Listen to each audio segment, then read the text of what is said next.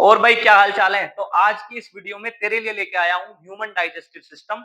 बहुत अच्छे से बहुत सिंपल वे में तुझे आज human digestive system crystal clear करा दूंगा। चल, बिना किसी टाइम को वेस्ट करते हुए टॉपिक पे लेके चलता हूँ और इसी तरीके से हर एक टॉपिक की वीडियो तुझे मिलने वाली है। तेरा काम है इसको बहुत अच्छे से पढ़ना है, नोटबुक और पेन के साथ उसको लिख लिख के तैयार करना है। ठीक है? और वीडियो को लाइक करना है और इसको शेयर जरूर करना है ताकि तेरे साथ और तेरे दोस्तों का भी कुछ इसमें हेल्प हो सके। चल लेके चलता हूं तुझे पॉइंट पर, जिसका नाम है ह्यूमन डाइजेस्टिव सिस्टम। देख, सबसे पहले तुझे डायग्राम बनाना सिखाता हूं इसका, है ना? तू बोलेगा कि डायग्राम बहुत हार्ड है। मैंने कहा भाई नहीं, हार्ड नहीं है। तू एक छोटी सी टेक्निक सीख ले इसकी। देख मैं सिखाता हूँ। देख, तूने ऐसे करना है, कर दिया ऐसे। फिर तुझे ऐसे चलना है नीचे की तरफ। पहले डायग्राम बनाना सीख ले इसका। आगे ऐसे करके फिर तू क्या करेगा, इसको ऐसे बना देगा, है ना? ये ऐसे, ये ऐसे बना देगा। फिर उसके बाद ऐसे 3 टर्न लेगा, ठीक? ये ऐसे करके, ये डबल लेयर बना दे इस पे, ऐसे, ठीक है? ये ऐसा इतना तो कर सकता है। अब क्या करेगा? अब आगे बताता हूँ तुझे क्या करना है। अब तुझे क्या करना है, अब तुझे यहां से एक ऐसे डंडी से निकाल देनी है और इस पर ना ऐसे एक छतरी सी बना देनी है, ठीक है? समझ रहा है बात को? अच्छा, और क्या करना है तुझे, इसको देख, हम इसको ज्यादा साइंटिफिक नहीं कर रहे हैं, हम एग्जाम के हिसाब से सोच रहे हैं, तो उस हिसाब से डायग्राम बनाना सिखा रहा हूँ तुझको, है ना? नंबर तुझे इस पे पूरे मिलेंगे। ये इस तरीके से ऐसे तूने एक ऐसे पत्ती निकाल देनी है, ठीक है? बस इतना होने के बाद अब क्या करना है, अब इस डायग्राम को चारों तरफ से ऐसे कवर कर दे, ये, ठीक है? ऐसे कवर कर दे, डबल लेयर के साथ कवर करना, है ना? ये ऐसे इसको तूने क्या कर दिया, कवर कर दिया, है ना? और ये तूने ऐसे बना दिया। ये तेरा ह्यूमन डाइजेस्टिव सिस्टम का जनरल और बिल्कुल सीधा-सीधा डायग्राम हो गया। आ गया ना तेरे समझ में क्या किया? चल, अब इनकी नेमिंग करते हैं। सबसे पहले बेटे यहाँ से क्या करेगा? यहाँ से इंजेशन होगा, है ना? यहाँ से खाना खाया जाएगा, इंजेशन। इस प्रोसेस को क्या बोलते हैं? इंजेशन, ठीक है? इसको यहाँ पर बनती है सलाइवा। क्या बनती है? सलाइवा। तो इसका नाम क्या है? Salivary gland. सलाइवरी ग्लैंड, ठीक है ना? और ये सलाइवरी ग्लैंड क्या बनाएगी? एक एंजाइम बनाएगी। क्या बनाएगी? एंजाइम। सलाइवरी ग्लैंड क्या बनाएगी? एंजाइम। क्या नाम है एंजाइम का? Salivary amylase. सलाइवरी एमिलेस, है ना? है ना? याद करता चल साथ-साथ, है ना? याद हो जाएगा इतनी बात। क्या बोला? सबसे पहले फूड एंटर हुआ, यहाँ पर क्या बन रहा है? सलाइवा। सलाइवा किसने बनाया? सलाइवरी ग्लैंड ने बनाया। और उस सलाइवा के अंदर एंजाइम है, उस एंजाइम का नाम क्या है? Salivary amylase. अब इसका काम क्या है? सलाइवा का काम एक तो फूड को वेट करना है ताकि उसको जो है छोटे-छोटे टुकड़ों में तोड़ा जा सके आसानी से। किसके थ्रू? टीथ के थ्रू, है ना? दांतों से और टंग के थ्रू सलाइवा का काम है फूड को वेट करने का, है ना? वो छोटे-छोटे पार्ट्स में तोड़ना, फिजिकल डाइजेशन करवाना, ठीक है? एक काम और है सलाइवा का। सलाइवा जो है आपके फूड के अंदर बेटे, याद कर ले तू, फूड के अंदर क्या मतलब फूड किससे बना हुआ है? तो तू याद कर ले इसको, इसको बोलते हैं कार्बोहाइड्रेट। क्या बोलते हैं? कार्बोहाइड्रेट। अब तू इसमें ना कंफ्यूज मत होना। कार्बोहाइड्रेट ना तरह-तरह के नामों से जाना जाता है। इसके बारे में तू हायर क्लासेस में पढ़ेगा, लेकिन बस इतना समझ ले कि कार्बोहाइड्रेट जो है, ये जो फूड है, इसको जो इसकी कॉम्प्लेक्स कॉम्प्लेक्स फॉर्म है उसको स्टार्च बोलते हैं और जो इसकी सिंपल फॉर्म है उसको जनरली हम शुगर बोल देते हैं। ऐसा तू समझ ले फिलहाल के लिए। समझ रहा है बात को? तो स्टार्च और शुगर। तो जो ये आपका सैलिवरी एमिलेज है, इसके 2 काम हो गए। पहला काम फूड को गीला करना, दूसरा काम सलाइवरी एमिलेज का, ये एक तरह का एंजाइम है। एक इसका काम क्या है? स्टार्च जो है, फूड में जो स्टार्च है या फूड स्टार्च का बना हुआ है, उसको किस में कन्वर्ट कर देना? शुगर में। शुगर मतलब इसकी थोड़ी सी सिंपल फॉर्म, किसकी? स्टार्च की कोई सिंपल फॉर्म में फूड को कन्वर्ट करना, ठीक है? अब यहां से फूड चलता है नीचे की तरफ, इसको बोलते हैं ईसोफेगस, ठीक है? इसको क्या बोलेंगे भाई? ईसोफेगस। याद रहेगा तुझे? अब ये फूड एकदम से धड़ाम जैसे नीचे नहीं गिर जाता है, खाया और सीधा सीधा फूड गया और नीचे गिर गया, नहीं। धीरे धीरे ऐसे ऐसे ऐसे ये वाला मूवमेंट होता है। किसका? इस फूड पाइप का। फूड पाइप का ही नाम ईसोफेगस है। ये ऐसे ऐसे ऐसे ऐसे ऐसे कॉन्ट्रैक्ट हो रहा है, रिलैक्स हो रहा है, ये पाइप ऐसे हो रही है, तो फूड धीरे धीरे धीरे धीरे करके स्टमक में पहुंचता है, ठीक है? इस मूवमेंट को एक नाम रख रखा है पेरिस्टाल्टिक मूवमेंट। Peristaltic movement. इनको याद करता चल भाई मेरे साथ साथ, है ना? याद करता चल। इस मूवमेंट को क्या नाम रख रखा है? जो एक कंट्रैक्शन और रिलैक्सेशन, इस तरह से जो फूड पाइप का कंट्रैक्शन रिलैक्सेशन है, इसको क्या बोलते हैं? Peristaltic movement. तो फूड अब लास्ट में कहां पहुंच गया? यहां आ गया, स्टमक के अंदर। है ना? अब स्टमक के अंदर देख इसके साथ क्या-क्या होगा। तुझे नेक्स्ट स्लाइड से समझाता हूँ, पॉइंट्स में समझने की कोशिश करिए भाई। ये अपना स्टमक था, मैं दोबारा से अगर यहाँ पर डायग्राम बनाऊँ कुछ ये था, ये ऐसे, फिर से तू भी सीख ले दोबारा से। ये ऐसे, ये आपका यहाँ पर क्या था? ये स्टमक था। तो स्टमक के अंदर क्या है? Gastric juice. याद कर ले मेरे साथ। क्या है स्टमक के अंदर? गैस्ट्रिक जूस है भाई। क्या है? Gastric juice. अब गैस्ट्रिक जूस के अंदर कुछ सब्सटेंस है। स्टमक के अंदर गैस्ट्रिक जूस है। अच्छा, स्टमक में कौन आया है अभी? फूड आया है। और यहाँ पर पहले से क्या मौजूद है? Gastric juice. अब इस गैस्ट्रिक जूस के कुछ कंपोनेंट्स हैं, इसके अंदर कुछ चीजें हैं, कुछ सब्सटेंस हैं। कौन-कौन से हैं? याद कर मेरे साथ। पहला सब्सटेंस कौन सा है भाई? याद कर मेरे साथ, म्यूकस। पहला सब्सटेंस क्या है? म्यूकस। दूसरा सब्सटेंस क्या है? HCl, hydrochloric acid. और तीसरा सब्सटेंस क्या है? Enzyme pepsin. किसके अंदर है? गैस्ट्रिक जूस के अंदर है। किसके अंदर है? गैस्ट्रिक जूस के अंदर। अब इनके वर्क क्या-क्या है? बहुत अच्छे से टेबल की फॉर्म में ही तू याद कर इनको, है ना? टेबल के फॉर्म में ही याद करना है तुझे। देख ध्यान से सुन, इस HCl का क्या काम है? HCl तो एसिड होता है ना, ये फूड को एसिडिक कर देगा। समझ में आया तेरे क्या करेगा? फूड को एसिडिक करेगा। तो तू बोलेगा कि भाई एसिडिक क्यों करा सर? क्या फायदा है? चल पहले तो लिख लेते हैं। Make food acidic so that enzyme pepsin act. यानी कि दूसरा जो कंपोनेंट है गैस्ट्रिक जूस का, उसका नाम है एंजाइम पेप्सिन। और एंजाइम पेप्सिन फूड पर तब वर्क करेगा जब फूड एसिडिक होगा। तो फूड को एसिडिक कौन कर रहा है? HCl। समझ में आ गई बात? अच्छा, ये जो एंजाइम है, एंजाइम पेप्सिन, इसका काम फूड के अंदर जो प्रोटीन है उसको थोड़ा बहुत ब्रेक करना है, तोड़ना है प्रोटीन को। ठीक है? ये काम कौन करेगा? Enzyme pepsin. कहां पर है? गैस्ट्रिक जूस में है ना? और यहाँ पर जो फूड आ रहा है उसके अंदर जो प्रोटीन है उसको तोड़ने का काम एंजाइम पेप्सिन का करेगा। और एंजाइम पेप्सिन तब वर्क करेगा जब फूड एसिडिक होगा। और ये किसने करके दिया? HCl ने। चलिए बात समझ में आई। ठीक है, तो गैस्ट्रिक जूस के तीन कंपोनेंट फिर से, म्यूकस, HCl और एंजाइम पेप्सिन। ठीक है, अब ये म्यूकस का क्या काम है भाई? जो आपने यहाँ पर वर्क किया, जो ये सब चीजें हुई, अब जो ये एसिड है फूड के अंदर, जो एसिड आ गया है, ये आपके पेट की दीवारों को खराब कर सकता है, जला सकता है। एसिडिक कोरोसिव नेचर का होता है ना, तूने पढ़ा है ना पहले। तो वो जो आपकी पेट की दीवारें हैं उनको जला सकता है। तो हमें सिर्फ जितना चाहिए एसिड उतना ही यूज करना है। तो फिर आपको क्या होगा? आपको अपनी पेट की दीवारों को बचाना है। वो कौन बचाएगा? वो बचाएगा म्यूकस। म्यूकस भी किसके अंदर है? गैस्ट्रिक जूस के अंदर है। ये HCl के हार्मफुल इफेक्ट से पेट की दीवारों को बचाता है। ठीक है, क्लियर है बात? चल ठीक है। अब ये फूड थोड़ा सा डाइजेस्ट हो चुका है और ये फूड अब क्या करेगा? नेक्स्ट स्लाइड में बताऊंगा। देख, अब काम आता है दो ग्लैंड्स का। पहली ग्लैंड कौन सी है? लीवर। और दूसरी है पैनक्रियाज।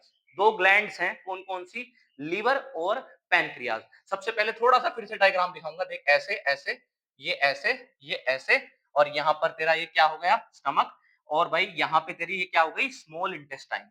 समझ रहा है बात को मेरी? अब ध्यान से सुन मेरी बात को। यहां से लीवर जो है, यहां से क्या है? लीवर। ये क्या होता है? लीवर। तो लीवर का काम जो है क्या है? बाइल जूस बनाना। कौन सा जूस बनाना? बाइल जूस, है ना? मैंगो जूस की बात नहीं कर रहा मैं, बाइल जूस, है ना? ये बाइल जूस बनाता है लीवर। बाइल जूस क्या करता है? बाइल जूस जो बनेगा वो हमारा जो फूड आ रहा है ना यहां से, उस पर काम करेगा बाइल जूस। कैसे करेगा? तो बाइल जूस का काम दो है। एक तो ये फूड को एल्कलाइन बनाएगा। कैसा बनाएगा बाइल जूस फूड को? एल्कलाइन। तो बोलेगा ये क्या बात हुई भाई? पहले फूड कैसा हो गया था? HCl ने फूड को कैसा कर दिया था? एसिडिक। अब उसको फिर से एल्कलाइन बनाना है, यानी कि बेसिक नेचर का बनाना है। वो क्यों बनाना है? क्योंकि आगे की जो डाइजेशन प्रोसेस है वो तभी होगी जब फूड थोड़ा बेसिक हो जाएगा। तो इसलिए ये काम किसने करके दिया? बाइल जूस ने करके दिया। फूड को थोड़ा बेसिक बनाया। ठीक है। और दूसरा काम क्या है बाइल जूस का? ये फूड के अंदर जो फैट है उसको तोड़ता है, ब्रेक करता है। फैट के जो मॉलिक्यूल्स हैं उनको ब्रेक करता है। फैट को फैट ग्लोब्यूल्स में तोड़ता है। ग्लोब्यूल्स मतलब छोटे छोटे पार्टिकल्स में कह सकते हैं, है ना? तो समझ में आ रहा है? ज्यादा टेक्निकल भाषा में बात नहीं कर रहे हैं, तुझे समझाने के पर्पज से बता रहा हूँ। आसान भाषा में बता रहा हूँ, इसको समझ ले। तेरी तेरी जो यहाँ पर जरूरत है, जो रिक्वायरमेंट है वो पूरी हो जाएगी। चल ठीक है। अब तुझे समझ में आया लीवर का काम फूड को एल्कलाइन बनाना। दूसरा काम लीवर का ये है कि वो आपको क्या करके देता है? फैट को फैटी एसिड में तोड़ता है, किसकी हेल्प से तोड़ता है? बाइल जूस की हेल्प से तोड़ता है। तो लीवर बाइल जूस बना रहा है, समझ गए? तो ये फूड को इसने ऐसा करके भेज दिया। अब यहां पर बेटे क्या है? यहां पे तू बता क्या था? पैनक्रियाज। यहां पर क्या था? पैनक्रियाज। अब पैनक्रियाज भी फूड पर वर्क करेगा। तो पैनक्रियाज जो है वो पैनक्रिएटिक जूस बनाएगा। पैनक्रियाज क्या बनाएगा? Pancreatic juice. चल लेके चलता हूं तुझे आगे, देख। ये पैनक्रिएटिक जूस मेरे साथ याद करना पड़ेगा भाई तुझे अच्छे से। ये वाला पॉइंट सबसे ज्यादा जरूरी है। तो पैनक्रियाज क्या करता है? पैनक्रिएटिक जूस बनाता है और उस जूस के अंदर एंजाइम्स है। देख दोबारा से, ये जो फूड आया है यहां से पैनक्रियाज ने कुछ जूस निकाला है। वो जूस फूड पर एक्ट करेगा और फूड को क्या करेगा? देख दिखाता हूं। फूड को ब्रेक करेगा। कैसे ब्रेक करेगा? तीन तरह के एंजाइम निकलेंगे पैनक्रियाज के अंदर से। पैनक्रिएटिक जूस निकलेगा। पैनक्रिएटिक जूस के अंदर तीन तरह के एंजाइम्स होंगे। कौन कौन से होंगे? Pancreatic amylase. पैनक्रिएटिक एमाइलेज याद कर ले। दूसरा ट्रिप्सिन। तीसरा लाइपेस। पैनक्रिएटिक एमाइलेज, दूसरा ट्रिप्सिन, तीसरा लाइपेस। इसमें सबसे ज्यादा जरूरी यही है, ये वाला जो पॉइंट है समझना, पैनक्रियाज वाला। ठीक है, तो क्या क्या होगा मैं बता देता हूं। ये आपका फूड के अंदर देख तीन चीजें। फूड के अंदर जनरली हम क्या मान के चल रहे हैं? एक तो फैट, और एक क्या है? प्रोटीन, और एक है आपका कार्बोहाइड्रेट। तीन चीजों को ही तो डाइजेस्ट करा रहा है। मेनली आप जो है जिस क्लास में है ये तीन चीजें आपको समझनी है, फैट, प्रोटीन और कार्बोहाइड्रेट। तो कार्बोहाइड्रेट को तोड़ने का काम किसका है? पैनक्रिएटिक एमाइलेज का है, ब्रेक कार्बोहाइड्रेट। फिर इसके बाद ट्रिप्सिन का काम क्या है? ट्रिप्सिन का काम प्रोटीन को तोड़ने का है। आप बोलोगे प्रोटीन तो ऊपर टूटा था। हाँ टूटा था, फिर दोबारा से टूटेगा। तो कौन तोड़ेगा? ट्रिप्सिन। ये एंजाइम फूड पर काम करेगा और फूड के अंदर जो प्रोटीन है उसको ब्रेक करेगा। तो ये किसको तोड़ रहा है? कार्बोहाइड्रेट को तोड़ रहा है ना? Break carbohydrate. ठीक है, ये किसको तोड़ रहा है? ट्रिप्सिन जो है ये ब्रेक प्रोटीन। ये किसको तोड़ेगा? प्रोटीन को तोड़ रहा होगा। और भाई लाइपेस किसको तोड़ रहा होगा? लाइपेस ये आपका फैट्स को तोड़ रहा होगा। फैट्स को तोड़ रहा होगा। समझ में आया बात? तो हम चाह रहे हैं कि ये फैट, प्रोटीन और कार्बोहाइड्रेट अपनी सिंपलेस्ट फॉर्म में पहुंच जाएं। तो फैट की सबसे सिंपलेस्ट फॉर्म पीछे बताई थी, याद कर ले अगर नहीं पता तो। फैट की simplest form fatty acid, protein की सिंपलेस्ट फॉर्म अमीनो एसिड, और कार्बोहाइड्रेट की सिंपलेस्ट फॉर्म आपकी क्या कहलाती है? ग्लूकोज कहलाती है। तो इनमें हमें तोड़ना है फूड को। फैट को फैटी एसिड में, प्रोटीन को किस में तोड़ना है? अमीनो एसिड में, और कार्बोहाइड्रेट को किस में तोड़ना है? ग्लूकोज में। आई होप तेरे इतने समझ में आ रहा होगा ना। थोड़ा सा सिंपल रख, याद करता चल, हो जाएगा सारी चीजें। चल देखते हैं आगे। अब देख यहाँ पे क्या लिखा हुआ है? Small intestine. तो ह्यूमन स्मॉल इंटेस्टाइन लगभग 6.5 मीटर की होती है। अब 1 मीटर देख ले इतना होता है, और 6.5 मीटर तो कितना बड़ा होगा। लेकिन ऐसा नहीं होता, ये तो हमारे इतने से एरिया में आ गई। कैसे आ गई भाई? तो सर ऐसे आ गई कि वो अंदर राउंडेड शेप में है, स्पाइरल शेप में है, इसलिए आ गई। चलो, स्मॉल इंटेस्टाइन को क्या बोलते हैं? Complete site of digestion. यहां पर कंप्लीट डाइजेशन होगा। पेनक्रियाज ने फूड पर अटैक कर दिया, फिर लीवर ने भी अपना काम कर दिया। अब स्मॉल इंटेस्टाइन में जो फूड आया है, अब स्मॉल इंटेस्टाइन में एक यहां पर जो फूड आया है, यहां पर इसमें फूड आ गया है स्मॉल इंटेस्टाइन में। तो ये जो फूड स्मॉल इंटेस्टाइन में आया है, फिर से स्मॉल इंटेस्टाइन में अब कुछ नहीं है, बड़ा सिंपल है, अब तो याद हो जाएगा ऐसे। स्मॉल इंटेस्टाइन में एक जूस बनाया, इंटेस्टाइनल जूस, बस कुछ नहीं करना। अब हमें पता है प्रोटीन को किस में तोड़ देगा? अमीनो एसिड में, दोबारा से। और फैट को किस में तोड़ देगा? फैटी एसिड में। कार्बोहाइड्रेट को किस में तोड़ देगा? ग्लूकोज में। कौन? स्मॉल इंटेस्टाइन के अंदर बनने वाला जूस, जिसके अंदर तरह तरह के एंजाइम्स हैं। तो वो इनको जो पैनक्रियाज से फूड आया था उसको फर्दर दोबारा से तोड़ेगा, प्रोटीन को अमीनो एसिड में, फैट को फैटी एसिड में, कार्बोहाइड्रेट को ग्लूकोज में। इस तरह से हमारा फूड क्या हो गया है? डाइजेस्ट हो गया है। चलो, अब जब फूड डाइजेस्ट हो गया तो अब कहां पहुंच गए? एब्जॉर्प्शन पे। अब क्या होगा? उसका एब्जॉर्प्शन होगा, मतलब फूड डाइजेस्ट हो गया। अब वो ब्लड स्ट्रीम में जाएगा। ब्लड की स्ट्रीम के अंदर फूड को जाना है, ताकि ब्लड उसको हर एक सेल तक पहुंचा सके। किसको? डाइजेस्टेड फूड को। ठीक है, कौन एब्जॉर्ब करेगा? Small intestine. स्मॉल इंटेस्टाइन क्या कर लेगी भाई? स्मॉल इंटेस्टाइन, मान लीजिए स्मॉल इंटेस्टाइन है, तो ये इसके अंदर डाइजेस्टेड फूड को एब्जॉर्ब कर लेगी। छोटे-छोटे से धागे हैं उनके थ्रू करेगी, उसको विली बोलते हैं। Villi, VILLI villi. I hope तेरे इतनी बात समझ में आ रही होगी। फूड एब्ज़ॉर्ब हो गया, बाकी जो बचा हुआ कचरा है, यहाँ पर बाहर क्या होती थी? लार्ज इंटेस्टाइन, है ना? तो बचा हुआ कचरा कहाँ चला जाएगा? लार्ज इंटेस्टाइन में चला जाएगा। बचा हुआ कचरा कहाँ चला जाएगा? लार्ज इंटेस्टाइन में चला जाएगा और स्टूल के थ्रू पास हो जाएगा। शरीर से बाहर निकल जाएगा, ठीक है? और जो आपका डाइजेस्टेड फूड है, वो ब्लड से पूरी बॉडी में पहुँच जाएगा और यूज़ होगा, काहे के लिए यूज़ होगा? जो है सेल को एनर्जी देने के लिए, सेल को ग्रो करने के लिए, सेल के मेटाबॉलिज्म के लिए, तो उसे बोलते हैं एसिमिलेशन। तो डाइजेस्ट फूड जो है वो यूज़ होगा। अनडाइजेस्टेड फूड क्या होगा? बाहर हो जाएगा शरीर से, कौन एब्ज़ॉर्ब कर लेगा उसको? Large intestine. है ना? और इस प्रोसेस को क्या बोलेंगे जब वो बाहर शरीर से होने लग रहा होगा? इजेशन। उसे क्या बोलेंगे? इजेशन, ठीक है? चल मुझे एक बार फर्स्ट स्लाइड पे लेके चलता हूँ तुझे।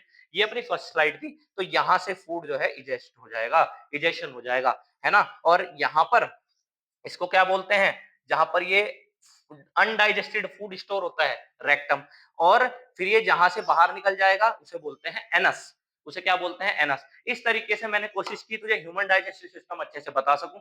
आई होप तुझे ये समझ में आया होगा। इसको बार-बार देख, इसको लिख और याद कर और अब की बार पूरे 100 पार ऐसे नंबर लेके आने हैं और खुद को और अपने पेरेंट्स को, अपने टीचर्स को प्राउड फील कराना है। चल तेरे से मिलता हूँ नेक्स्ट टॉपिक में, जिसमें मैं किसी और टॉपिक पर बात कर रहा हूँ।